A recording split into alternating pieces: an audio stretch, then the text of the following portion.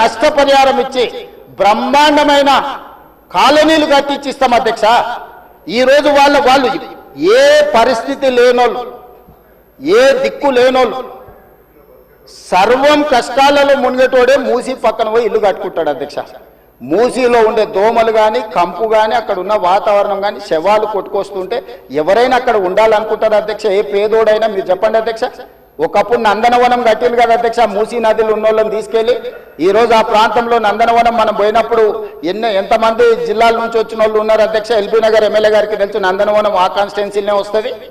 ఈరోజు మూసీ నది పరివాహక ప్రాంతంలో ఉన్న పేదలకు మంచి వసతులు కల్పించి, వాళ్ళ పిల్లలు చదువుకోవడానికి మంచి పాఠశాలలు ఇచ్చి, వాళ్ళకు ఉద్యోగ ఉపాధి అవకాశాలు కల్పిస్తామని మేమంటే లేదు, అది అట్లనే ఉండాలి, తరలించడానికి వీల్లేదు, కట్టడానికి వీల్లేదు, మేము అడ్డం పండుకుంటాం, మేము నిలువు పండుకుంటామన్నారు. మరి మన వర్షాలు వచ్చినప్పుడు పోయి పండుకునేది ఉండే అధ్యక్ష, పోలేదు. ఏమి లేనప్పుడు పోయి ఆ పక్కనున్న కాలనీలలో పండుకొని వచ్చారు అధ్యక్ష. ఇప్పుడు ఉండమని ఉంది అధ్యక్ష నెల రోజులు. ఇప్పుడు వద్దంటున్న వాళ్ళు ఉన్నారు కదా, నెల రోజులు మూసీ నది పక్కన ఉండమని చెప్పుండ్రు అధ్యక్ష. అంబర్పేట శ్మశాన వాటిక ఉంది కదా అధ్యక్ష, ఆ శ్మశాన వాటిక దగ్గర ఉన్న శవాలు, కులిపోయిన శవాలు, కాలిపోయిన సగం కాలిన శవాలు ఉన్నాయి కదా అధ్యక్ష, వీళ్ళందరూ అక్కడ ఉండమని ఉండి చూడమని ఉండి. ఏ దుర్భరమైన పరిస్థితి ఉందో అర్థమవుతుంది, ఏ దుర్భరమైన పరిస్థితుల్లో ప్రజలు ఉన్నారో అర్థమవుతుంది.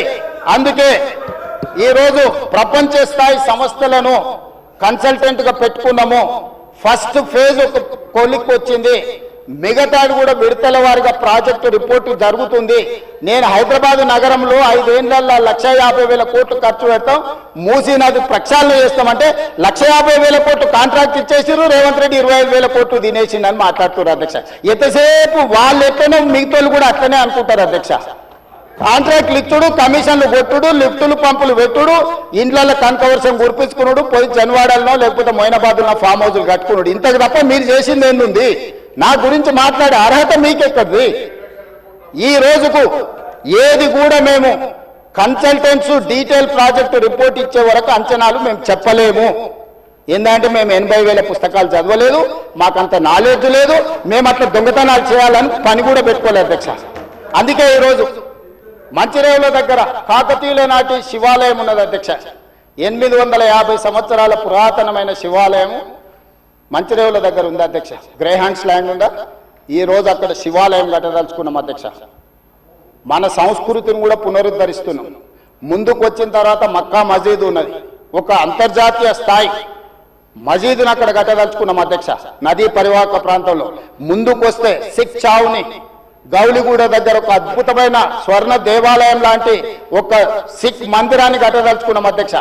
ఆ విధంగా ముందుకెళ్తే ఉప్పల్ ప్రాంతంలో మెదక్ చర్చ్ లాంటి ఒక అద్భుతమైన చర్చిని కట్టదలుచుకున్నాం అధ్యక్ష. మూసీ నది పరివాహక ప్రాంతంలో ఒక పక్కన దేవుడు ఉంటాడు, ఇంకొక పక్కన అల్లా ఉంటాడు, ఇంకొక పక్కన గురుద్వారా ఉంటుంది, ఇంకొక పక్కన యేసు ప్రభు ఉంటాడు. ఈ 4 మతాలకు సంబంధించి మూసీ నది పరివాహక ప్రాంతంలో మత సమ్మేళనాన్ని చేసి ఒక మత సామరస్యాన్ని అభివృద్ధి చేయడానికి ఈరోజు కార్యక్రమాలు చేస్తున్నాం అధ్యక్ష. అదేవిధంగా ఈరోజు ఇంటర్నేషనల్ స్టాండర్డ్స్ లో మనం అక్కడ ఉండే వ్యాపార కేంద్రాలను అభివృద్ధి చేయాలనుకుంటున్నాం అధ్యక్ష. ఈరోజు నీళ్లు శాశ్వతంగా అందులో ప్రవహించే విధంగా నగరాల నుంచి వచ్చే మొత్తం కాలుష్యాన్ని మొత్తం నియంత్రించి సివరేజ్ ట్రీట్మెంట్ ప్లాంట్స్ పెట్టి ట్రీట్ చేసి ఆ వాటర్ని కూడా వినియోగించుకోవడానికి ఈరోజు ప్రణాళికలు చేస్తున్నాం అధ్యక్ష. వీటన్నిటికీ అంచనాలు లేకుండా టెండర్లు ఇచ్చి కాంట్రాక్టర్ల దగ్గర నుంచి మేము కమిషన్లు కొట్టదలుచుకోలేదు అధ్యక్ష. సంవత్సరంన్నర నుంచి నిరంతరం పనిచేస్తే ఇప్పుడు ఒక కొలిక్కి వచ్చినాయి. ఇంకొక సంవత్సరం పడుతుంది మొత్తం డీటెయిల్ ప్రాజెక్టు రిపోర్ట్ తయారు కావడానికి. 5 సంవత్సరాల కోసం కన్సల్టెంట్ కంపెనీని పెట్టుకున్నాం అధ్యక్ష. 5 సంవత్సరాలు ప్రాజెక్టు డిజైన్లు ఇవ్వడమే కాకుండా, అంచనాలు వేయడమే కాకుండా, నిర్మాణంలో కూడా వాళ్ళ సహకారం ఉండాలని చెప్పి ఈరోజు అంతర్జాతీయ స్థాయి కంపెనీలను తీసుకొచ్చి మనం పెట్టుకున్నాం అధ్యక్ష. నేను అందుకే డిపిఆర్ వచ్చిన తర్వాత బడ్జెట్ సెషన్లో మీ అందరికీ డీటెయిల్ ప్రాజెక్టు రిపోర్ట్ హౌస్లో ప్రజెంట్ చేస్తా అధ్యక్ష. మీ అందరి సూచనలు తీసుకుంటా, మీ అందరి సలహాలు తీసుకుంటా. నాకు ఇందులో సీక్రెట్ ఏం లేదు అధ్యక్ష. ఒక గొప్ప మంచి ఉద్దేశంతో మూసీ నది ప్రక్షాళన చేయదలుచుకున్నాము. ఇది 4 నదుల అనుసంధానం అవుతుంది అధ్యక్ష. మూసా నది, ఈసా నది, గోదావరి నది, కృష్ణా నది, 4 నదుల అనుసంధానము జరగగలిగిన ఏకైక అవకాశం తెలంగాణ రాష్ట్రంలో ఉన్నది. ఈ గొప్ప కార్యక్రమాన్ని చేసే అవకాశం దేవుడు నాకు ఇచ్చిండు. ఈ రోజు గాంధీ బాపు ఘాట్ ఏదైతుందో అక్కడ గాంధీ